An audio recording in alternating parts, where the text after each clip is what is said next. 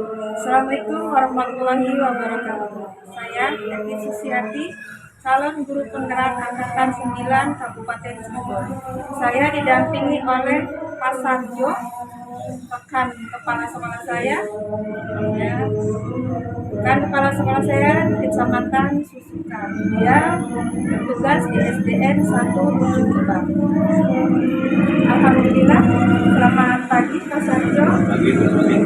Alhamdulillah kita bisa berjumpa ya. Alhamdulillah sehat ya Pak Sarjo. Saya ingin berbincang-bincang sedikit tentang bagaimana cara Pak Sarjo menghadapi kemungkinan kasus-kasus. Mungkin kan di sekolah banyak kasus-kasus Pak yang terjadi di sekolah Bapak ya. Apakah ada yang termasuk kasus dilema etika atau bujukan moral? Ada ya cara menghadapinya begitu ya Bu ya. Iya, cara Ya, menghadapinya. caranya biasa-biasa saja begitu.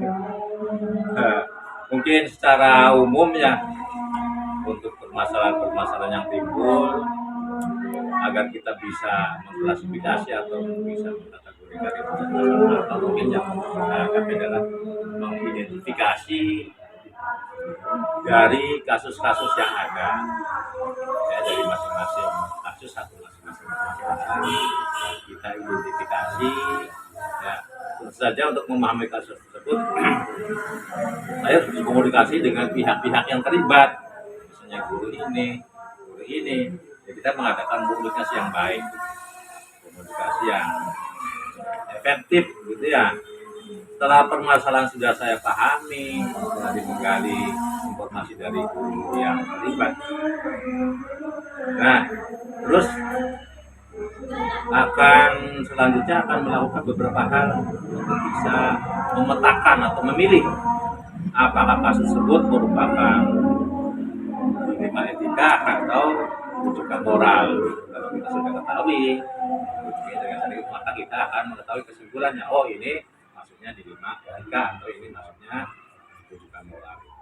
Untuk itu perlu juga dibuat daftar atau susunan pertanyaan gitu, daftar pertanyaan untuk mengidentifikasi kasus tersebut. Hanya ini bagaimana solusinya, bagaimana sehingga terjadi begitu, kita tanyakan agar hasilnya lebih efektif gitu. Kalau ada pertanyaan yang kita buat kata, di mana syarat suatu kasus yang merupakan dilema etika jika kedua masalah yang berbenturan itu iya benar dan tidak melanggar hukum begitu atau norma-norma yang ada. Jika lolos itu maka itu kita identifikasi sebagai dilema etika. Itu barangkali untuk mengidentifikasi atau menghadapi masalah yang ada. Selama ini bagaimana Anda menjalankan pengambilan keputusan di sekolah Anda, terutama untuk kasus-kasus di mana ada dua kepentingan yang sama-sama benar atau sama-sama mengandung nilai kebajikan? Menurut Anda bagaimana? Ini sering terjadi ya. Selama ini sedikit aja dengan dilema saja ya. Sekarang ada dilema etika dan lekatnya begitu. Tapi ya dari awal saya hanya dilema saja gitu. Baik itu ya, jadi masing-masing memiliki efek positif semua begitu. Ini juga ada baiknya, ini juga ada baiknya.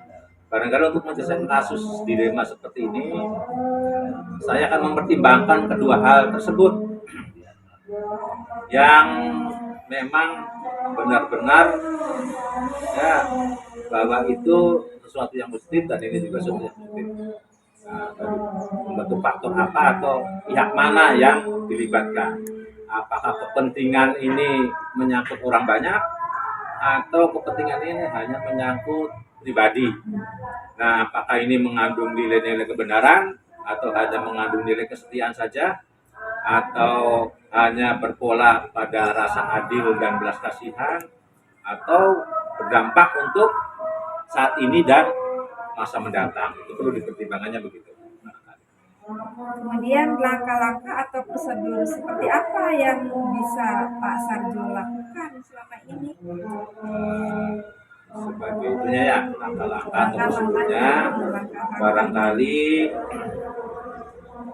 kita sebagai manusia memiliki rasa kebenaran, punya naluri, punya nalar, punya perasaan, kita hendaknya memiliki kebenaran yang paling kecil mudaratnya atau dampak negatifnya sedikit, tetapi besar manfaatnya dengan mempertimbangkan kepentingan peserta didik misalnya. Jika kasus ini berhubungan dengan peserta didik berdasarkan pada prinsip berpikir yang hasil akhirnya bagus, kemudian berbasis pada taat peraturan, kemudian berpikir berbasis pada kepedulian, itu 3 kriteria yang harus kita terapkan di sana. Ya. Kemudian setelah itu, berikutnya saya atau mungkin juga kepala sekolah yang lain melakukan investigasi secara nyata begitu langsung dengan memeriksa fakta-fakta yang ditemukan, kritik betul-betul ya. Lalu setelah itu dibuat kesimpulan, kemudian dibuatlah keputusan ya. Nah, setelah itu mungkin ya akan meninjau kembali keputusan tersebut hingga keyakinan dan kebenaran itu ada dan menjadi keputusan yang bisa dipertanggungjawabkan. Sekali ya Pak Sarjo. Ya. Kemudian hal-hal apa saja yang selama ini Anda anggap efektif dalam pengambilan keputusan pada kasus-kasus dilema etika? Oke, ini barangkali mohon maaf jika jawaban saya kurang memuaskan itu ya, berdasarkan Kita sharing ya lirik saya, berikan ada pengalaman yang saya pernah lakukan. Berarti pada mungkin salah satunya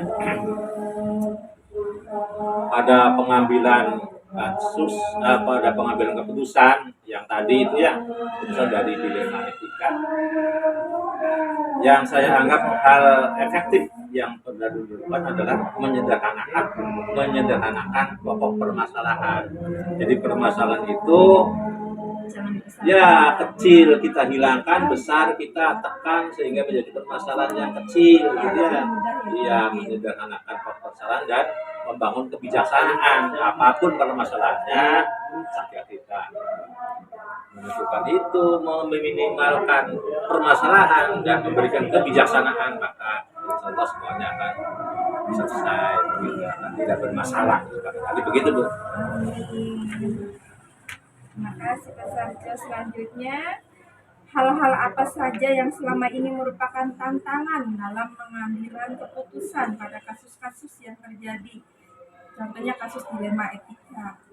Tantangan itu berarti Tantangannya intinya untuk saya pribadi atau saya sebagai kepala sekolah gitu ya, atau sebagai barangkali ada kasus ya, yang rumit, kemudian dilema apakah saya harus mengambil ini, tapi kelemahannya begini, kelebihannya begini, saya harus mengambil ini. Mungkin yang menjadi tantangan saya itu ketika keputusan yang diambil memberi kemungkinan akan ada pihak yang tidak menerima sepenuhnya.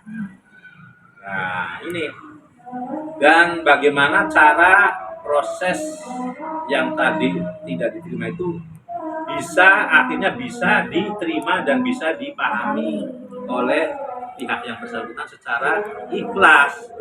Tadinya tidak bisa menerima, kemudian setelah diberi penjelasan serta diberi kiat-kiat saya begitu supaya bisa merendahkan emosi yang bersangkutan barangkali, kemudian bisa menerima keputusan yang saya tentukan tadi, itulah merupakan tantangan saya selama ini. Yang tadinya tidak bisa menerima, akhirnya bisa menerima dengan tulus ikhlas, dengan rela jiwa. Sangat sulit ya kalau kita Ikhlas, akhirnya bisa ikhlas yang namanya. Ya. Kalau harus memuaskan seluruh pihak itu kayaknya sulit, tetapi kita belajar menanamkan rasa ikhlas ya. Rasa ikhlas dengan keputusan yang sudah disepakati. Itu Pak. Iya. apakah Pak Sarjo memiliki sebuah tata kelola atau jadwal tertentu dalam sebuah penyelesaian kasus dilema ITK?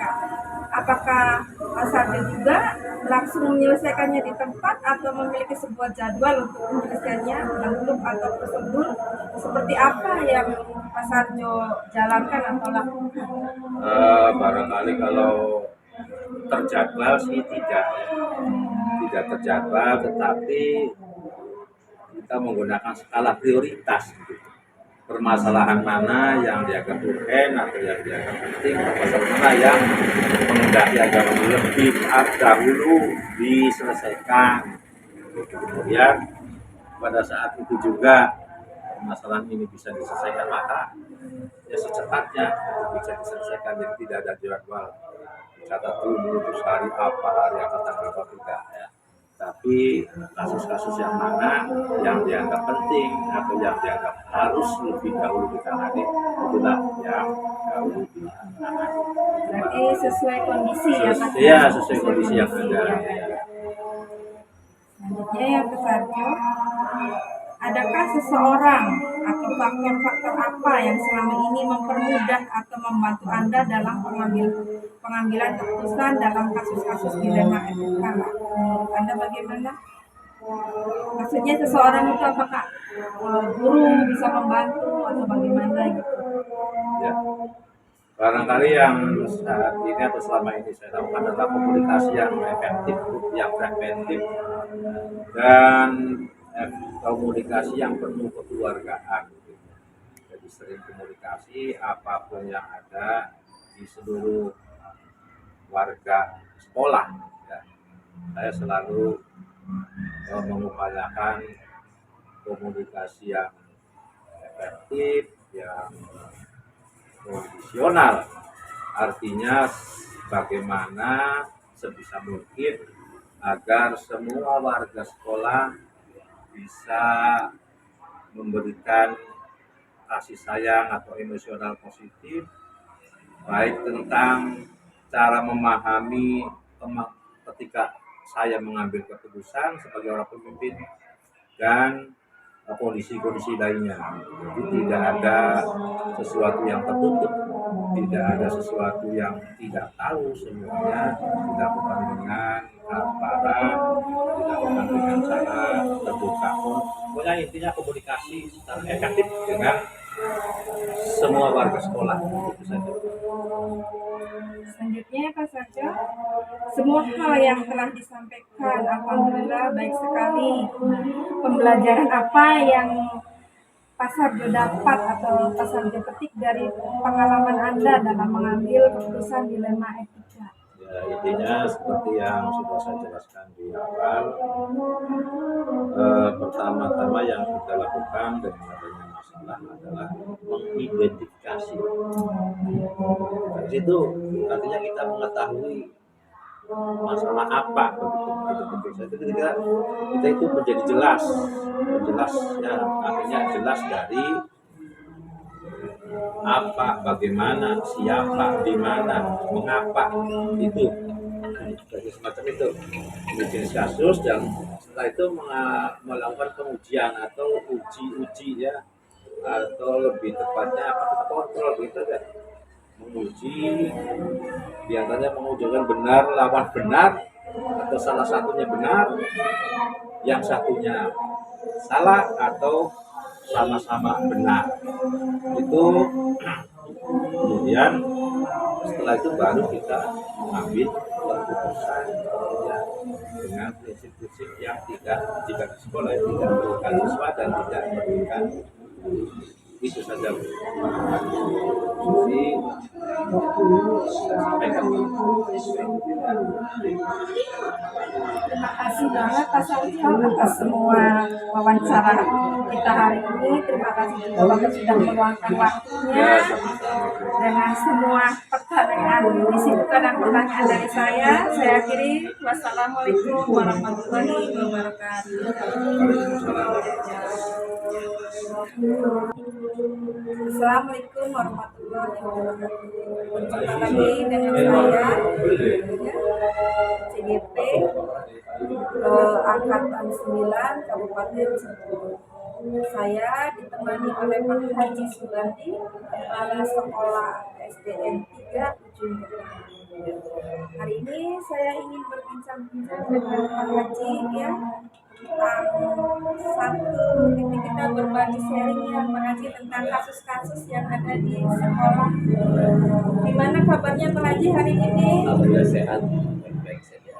Alhamdulillah kita bisa berjumpa dengan keadaan sehat walafiat ya Pak Haji. Saya ingin berbincang-bincang sedikit Pak Haji tentang pengalaman Pak Haji dalam menyelesaikan kasus-kasus yang ada di sekolah. Mungkin ya Pak Haji.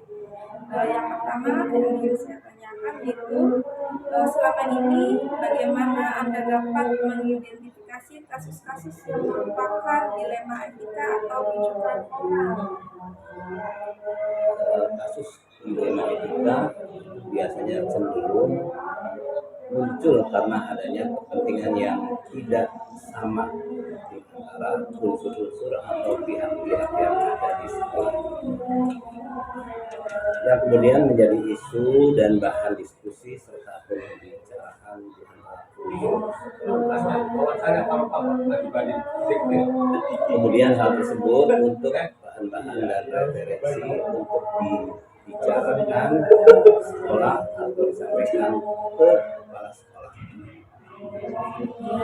Saya dalam menyikapi hal tersebut akan melakukan konfirmasi dan klarifikasi terhadap pihak-pihak terkait untuk diminta keterangan dan pendapat terhadap apa yang menjadi permasalahan tersebut. Terima kasih.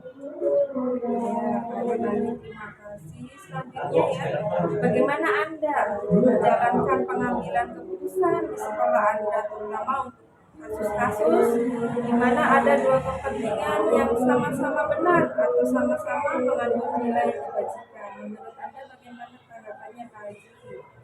Dan untuk pengambilan keputusan yang dimana ada permasalahan itu dua-duanya baik, dua-duanya bijaksana misalnya. Jadi kita mengutamakan yang benar-benar itu yang menjadi prioritas kita, yang menjadi harus diutamakan, itu barangkali yang harus kita selesaikan dulu.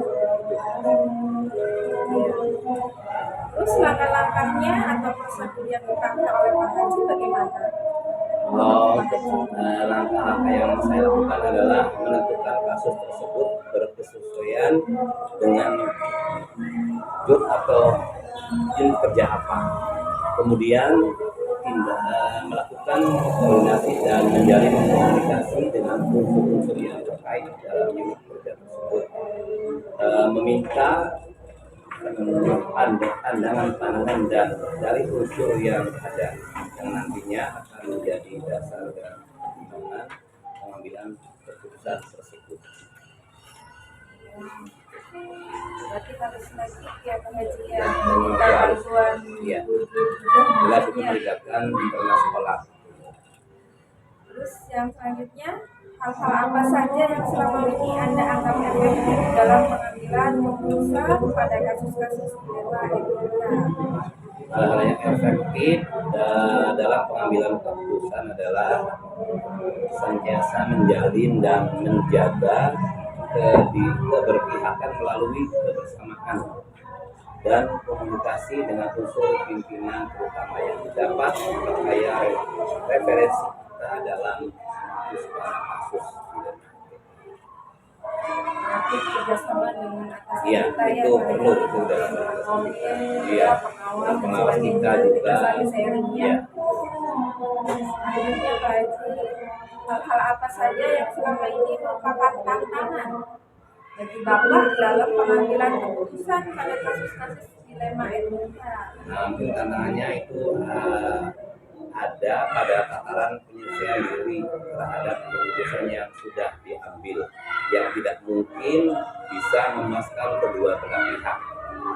Dan mungkin dari kita itu harus membuat semacam list atau daftar yang dimana kita yang harus prioritaskan dulu itu barangkali. Dan bagi pihak yang tidak puas dengan apa yang menjadi keputusan mungkin bisa lambat tahun bisa menerima keputusan tersebut dengan cara ya kita meminta semacam bantuan atau sharing dengan atasan saya mungkin.